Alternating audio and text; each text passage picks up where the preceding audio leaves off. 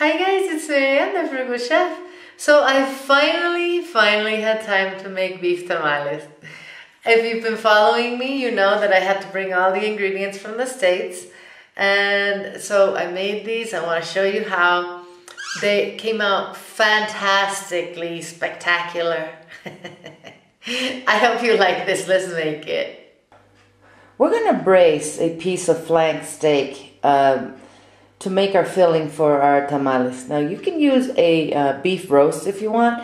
Really what you need is a piece of meat that's going to shred nicely and won't be hard, you know, once it's done. I'm going to season this with salt and pepper and cumin, and I'm going to brown it on both sides. I'm going to leave the fat on because I want the flavor, and then we'll just get rid of it when we're shredding the meat. I'm going to place this in the pan. I'm going to let it brown very nicely and deeply on this side. I will season it while that one side is browning. We'll flip it, and I'll come back to you when it's nice and all cooked. I browned the meat and set it aside, and I got rid of the excess fat. I just want to deglaze this so we can use those beautiful brown bits at the bottom of our pan. Now I'm going to return the meat to this. I'm just going to place a white onion, which I, cut into whatever, quarters, eighths, doesn't matter. Just put that in there. I'm going to add a chili pepper, which I just cut in half. This is absolutely optional. I will leave the membrane and the seeds in there. I want this to be wicked. If you don't want yours to be wicked, you can, if you want the chili pepper, you don't want it to be that spicy, take out the seeds and the membrane. If you don't want the chili, that's fine too. We're going to be adding other chilies to this anyway. And I'm going to scatter 8 garlic cloves, which I smashed. I'm just going to place some sprigs of thyme in here. I just like that flavor. I know this is not traditional, so don't start getting upset at me. I'm just going to cover this with water. I boiled my water, so I don't have to wait for it to come to a boil here. I'm going to reduce the heat, cover it, and let it simmer for 2 hours. See you in a little bit. So here's the chilies we're going to use for our tamales. I'm going to use 2 pasillas, 2 anchos, and 4 California. What I'm going to do, guys, is I'm going to dry roast these. I'm going to let them kind of blister in my dry pan. And this is what we want to get. We want to kind of brown them, blister. See, the anchos are nice and puffed up. So are the pasilla. Right, so I'm just going to transfer this to a bowl. Now I'm going to just cover these with boiling water. And I'm going to weigh them down with a plate. Just like that. Alright, we're going to let these chilies soak for about 30 minutes. These are the husks we're going to use to make our tamales. They're really delicate, so be very careful when you're separating them. These come out in packages at, you'll find them at Hispanic supermarkets for sure. But you can also usually find them in the Hispanic aisle of your grocery store. I am going to soak these in warm water in my sink for a good 30 minutes. So our meat is ready. It cooked for about 3 hours, guys, but as you can see, if I shred it with my fork, it's nice and ready to be shredded. I'm gonna do this by hand. I'm gonna get rid of all the excess fat and set it aside. I will not get rid of my liquid. I will, however, discard, the onion and the garlic and the thyme and all that. Our chilies are all soaked. I took the stems and seeds off of our soaked chilies. And there's some seeds in there, no worries. I'm going to blend them with a half of a small onion, 2 garlic cloves. I'm going to add a teaspoon of cumin to this and a couple teaspoons of salt. I did add half of the soaking liquid to this. If I need a little more liquid, I will add a little more. Here's our sauce, guys. I'm going to taste it for salt, mix a little more in there. I used 1.5 cups of the soaking liquid for this. I'm going to add it to our beef. So we're just going to mix our beef with that sauce. Let's get our masa ready.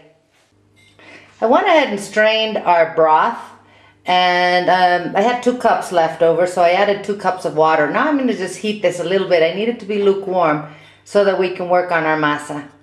So guys, this is the masa that we're going to use for our tamales. I got it at a Hispanic grocery store. We are going to put 4 cups of this in a bowl. Alright, so we have our 4 cups of masa.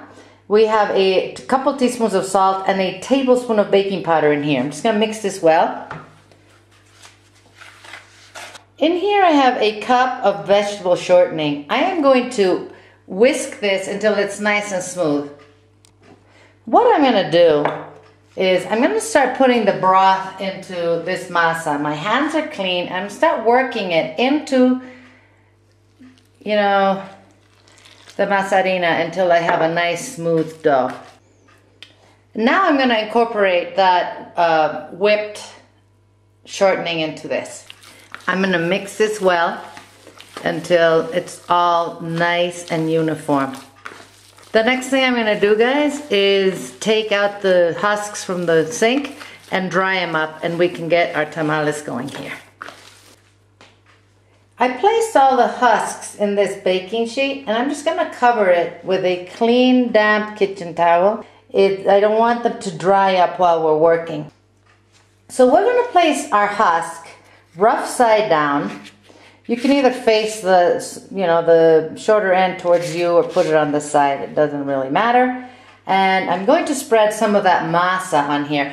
I do not want to go nuts. I don't want it to have too much. And I will have to probably be wetting my spoon as I work. Okay, like that. Now I'm going to spoon some of the meat in the middle here.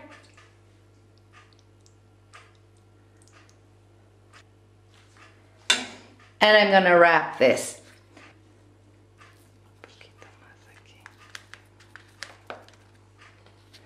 I'm going to start by folding the edge, and then we'll roll the side,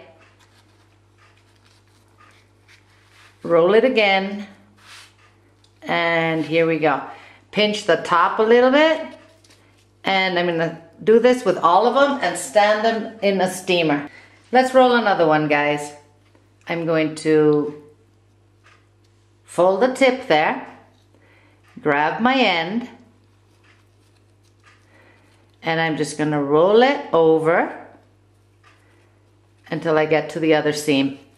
The masa is going to stick the husk together. I like putting a lot of filling in my tamales, and sometimes they will leak a little bit like this. I like it when it steams into the corn. It's absolutely delicious. I hate when I open a tamale and it's mostly masa and almost no filling. So we'll put it in the steamer like I said, and we'll cook these when they're ready. This is how we're going to arrange these in the steamer. I will be checking the water level in my steamer because, you know, it's probably going to dry up before these are ready. But what I'm going to do now is cover them with a damp cotton cloth,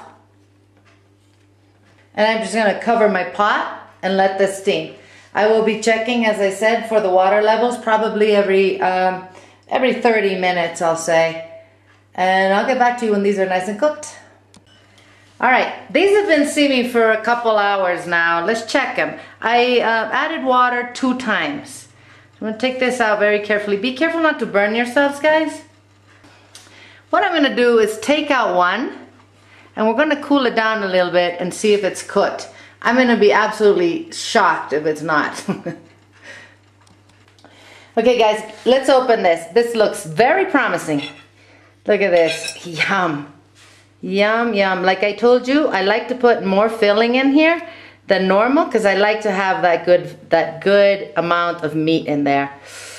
Oh, my friends. Yes. So we're gonna eat these with my, I made a batch of that spicy chipotle salsa, which is on the website and on video. Check it out. This is really, really good. So there, I'm gonna cut it open so you can see that there's this perfect amount of meat in there and it's nice and juicy. They didn't dry up. Oh my God. Let's eat these. Okay guys, this recipe will be on the website waiting for you guys to come and print it. Make sure you come by. We have all kinds of Mexican food. Check them out, guys. Eat well, my friends, without going broke. I'm going to see you guys soon.